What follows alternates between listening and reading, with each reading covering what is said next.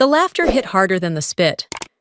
When my nephew leaned over the dinner table and spit into my plate, saying, "Dad says you don't deserve respect. You only buy it." The room didn't go quiet. They laughed. My sister smirked. My mother kept cutting her steak. And I, Francina Hollister, sat there, frozen between humiliation and disbelief. It wasn't the spit that broke me. It was realizing I'd paid for the food, the wine, the house, and somehow still didn't earn a seat at their table. I stood up, laid my napkin down, and walked out. Not because I was angry, because I finally understood what silence really costs. That was the last dinner I ever paid for, and the night everything I thought I knew about family began to unravel. I never liked those dinners in Aspen. Too polished, too loud, too full of people who spoke as if the world revolved around their comfort. My sister Jenna and her husband Todd hosted them every year for my mother's birthday, in their glass and timber house that looked out over the mountains. Every year. I told myself it would just be one dinner, 3 hours up from Denver, and then I could go back to my quiet life. Inside, the air smelled of cedar and expensive wine. The table gleamed beneath soft yellow light, the kind that makes everything look warmer than it really is. Everyone talked over one another, trading stories about ski trips, new cars, market gains. No one asked how I'd been. They never did. Jenna lifted her wrist to show off a new gold bracelet Todd had bought her. "Isn't it gorgeous?" she said, turning it so the diamonds caught the light. My mother smirked. "Well, some of us get spoiled. Not everyone ends up living like a nun." I just smiled and sliced into my salad. I'd heard worse. Then, without warning, Ethan, 12 years old and far too sure of himself, leaned over. For a split second, his face changed. He wasn't a child anymore. He spit into my plate. "Dad says you don't deserve respect. You only buy it." Jenna laughed. Todd shrugged like it was harmless fun. My mother didn't even look up. She just kept cutting her steak. The sound of my chair scraping against the hardwood was louder than I expected. No one stopped me. No one asked me to stay. Outside, snow drifted down in thick, quiet sheets. I stood by my car for a long moment, the cold biting at my skin, the laughter still echoing behind me. And then, for the first time in years, I felt something break free inside me, something sharp, steady, and alive. I wasn't angry. Not yet. But the silence I carried out of that house was the beginning of everything that would come next. I got back to my apartment in Denver just before midnight. The silence hit first, thick, heavy, absolute. I could hear the faint whistle of the kettle as it started to boil. I poured hot water over a tea bag, chamomile, and watched the steam curl up into the dark. My laptop sat on the counter, lid half open, screen still glowing from the afternoon. I tapped the trackpad, and the numbers appeared. Scheduled payments, mortgage, my mother, education plan, Ethan, credit line, Jenna, utilities, joint account, Disney Plus family. Each line a pulse I'd been keeping alive without thinking. I scrolled down, added up the total, and felt my stomach drop. Nearly half my income, gone before I ever saw it. I wasn't part of their family. I was their financial ventilator. And still, they laughed while that child spit in my food. The phone buzzed beside the mug. A message from my mother. "Don't come back to Aspen. You ruined the mood." I stared at the words for a moment, the glow of the screen turning my reflection pale. Then I typed 4 of my own. "Autopay ends tomorrow. Send." 5 seconds later, the family group chat exploded. Jenna. "What? Mom can't make the mortgage without you." Todd. "Is this a joke?" Mom. "Don't be petty, Francina.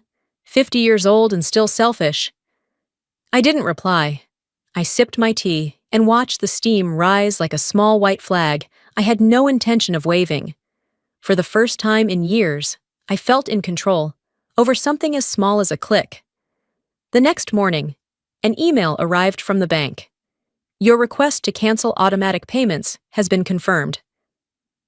I stared at that single sentence for a long time. Not because I regretted it, but because I realized a truth that hit harder than shame ever could. I had just taken back a piece of myself they'd been borrowing for far too long. At 7 sharp, someone knocked on my door. Before I could tie my hair, I heard her voice. "Fran, open up! I brought coffee and bagels." Elise stepped inside without waiting for permission. The scent of espresso and cinnamon cutting through the stale air. She didn't ask what happened. She didn't have to. She just set the cups down, opened my laptop, and said, "Let's see the damage." When the list of payments filled the screen again, she exhaled. "You know what you are? Not the big sister. You're the CFO of Hollister Family, Inc. Congratulations on your unpaid promotion." We sat for hours, combing through every charge, insurance, dentist bills, streaming services. When I admitted I'd still been paying the car loan Jenna took out in 2018, Elise lifted her head slowly.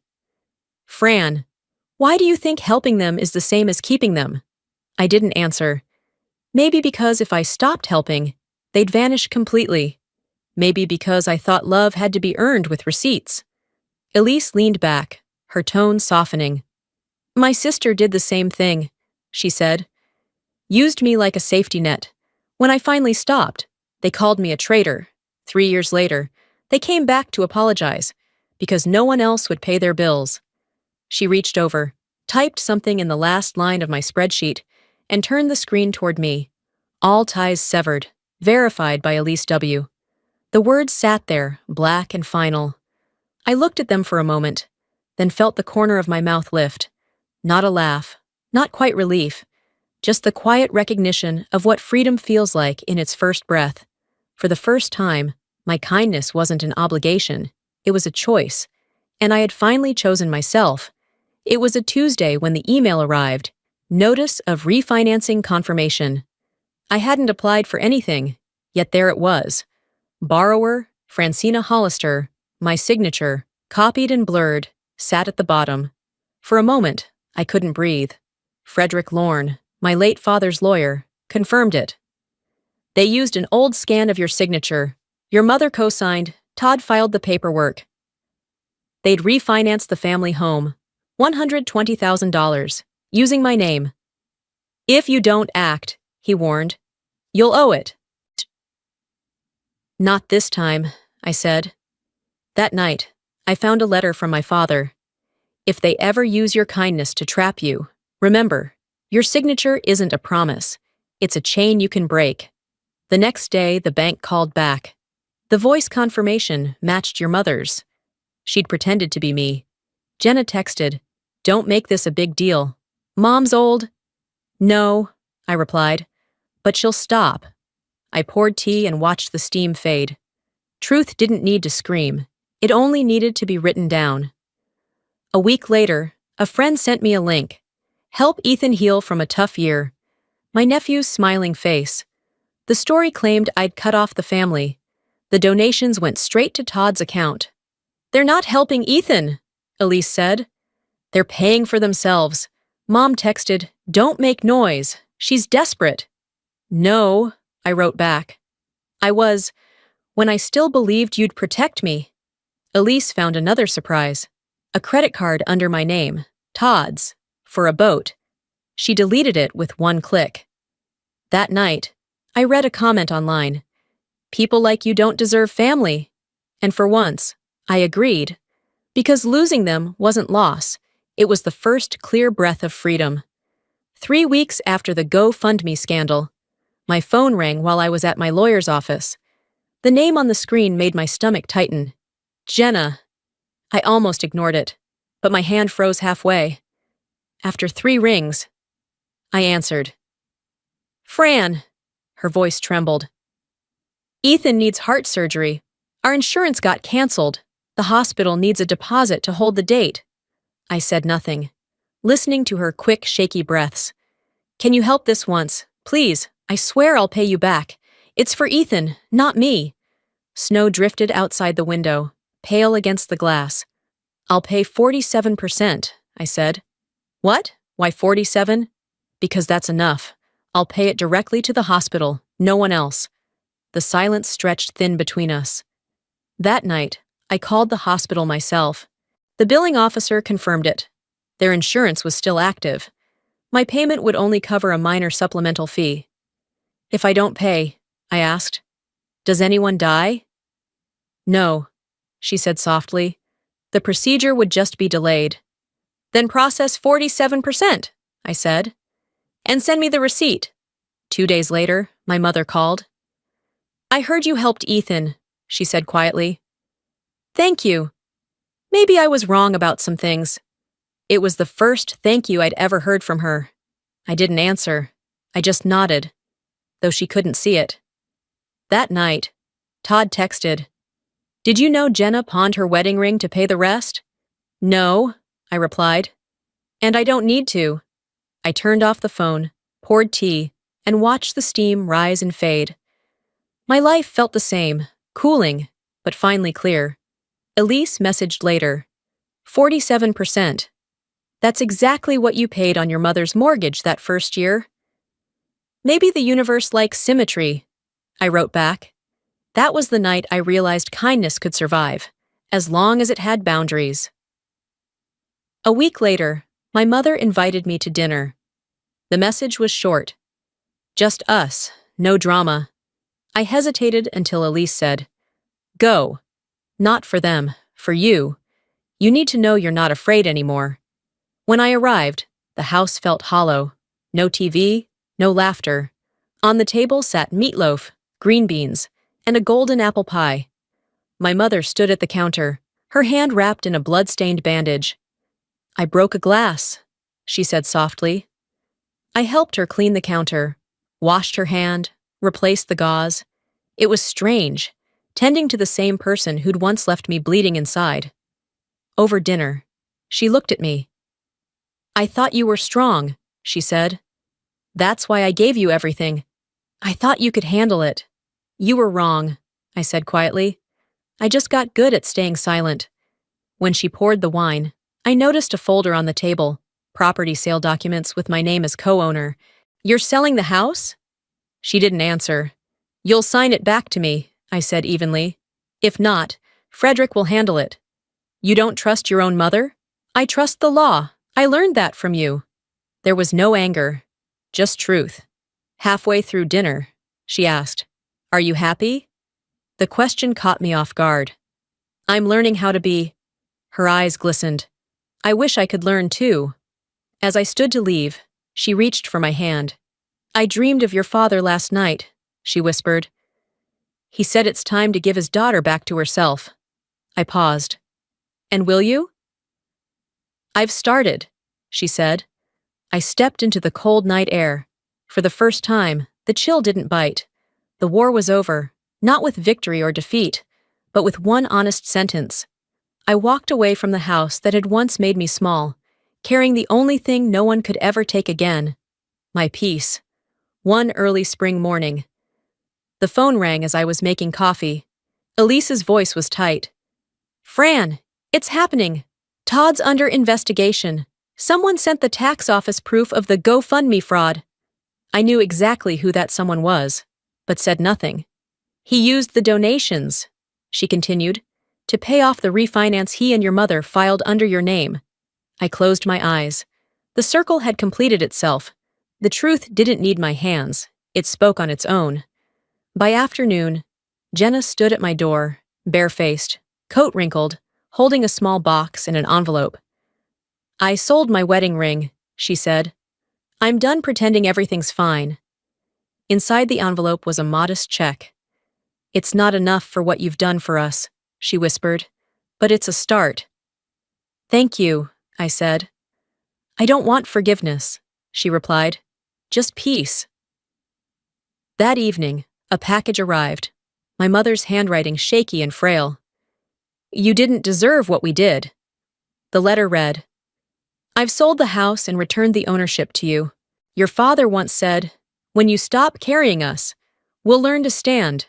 Later, an email from the bank appeared. Your co-mortgage has been fully released. I breathed in slowly. I hadn't won through rage, only patience. Silence, I realized, wasn't surrender. It was the loudest truth I'd ever spoken. A month passed before the package appeared at my door. No name, no return address, just brown paper and quiet. Inside were old photographs. Me, Jenna, and our mother on a long-forgotten camping trip. The corners were bent, the smiles too young to remember the pain that came later. Between two of the pictures was a folded note, written in crooked, uneven handwriting. "I'm sorry I was mean.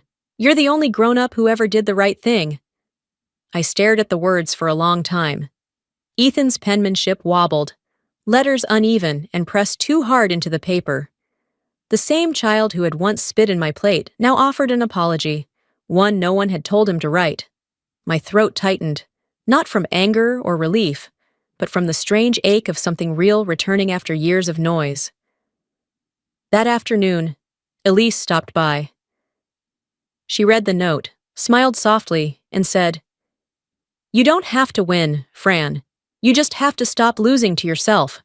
Her words were so simple, they almost made me laugh. For once, it didn't sound like advice. It sounded like peace. The next evening, my phone lit up with a message from my mother. "I bought a small house near Sloan Lake. If you'd like, we could have tea there sometime." There was no guilt, no plea, no mention of the past. Just an invitation, fragile but honest. "1 cup of tea," I replied. "No more." Her answer came quickly. "1 is enough." The following day, I passed by a pottery studio downtown. Elise was standing out front, her hair tied up, her hands dusted with clay. "They've got an open spot Thursday night," she said. "You should come." So I did. The room smelled of wet earth and kiln smoke. The clay felt cool and alive under my fingers. My palms trembled at first, then steadied as I shaped a small, round plate. Simple, uneven, mine. "My first one," I said. "A clean one," Elise corrected, smiling.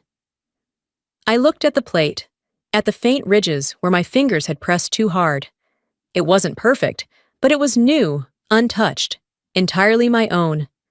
The same hands that had once shaken under the weight of everyone else's expectations now created something for no one but me. And that, I realized, was what freedom really looked like. A year later, a letter arrived, short, uneven handwriting on lined paper. "Mom says you can come to dinner. She promises no drama. I made the salad myself."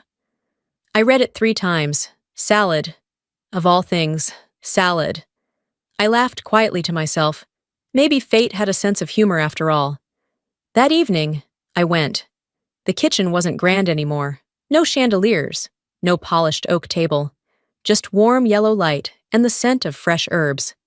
Jenna wore an apron, her hair tied back, her face bare. Ethan placed a clear glass plate in front of me and said softly, "This time, I washed the plate myself." No one laughed, no one mocked. There was only the gentle sound of knives against plates, the clink of glasses, and the faint hum of peace that had been missing for years. My mother looked at me and said, "Thank you for coming. I know you're here because you want to be." "And I'll leave when I want to," I replied. She smiled. Real, unguarded. When I left, the night air was cool against my skin. In the car, I opened my journal and wrote, "Forgiveness isn't letting them back in, it's letting myself out." I turned off the phone, watched the lake catch the moonlight, and breathed in the quiet. No grand ending, just truth, and peace that finally felt earned. The circle had closed where it once broke, but this time, no one had to lose, only people who had finally learned how to stop.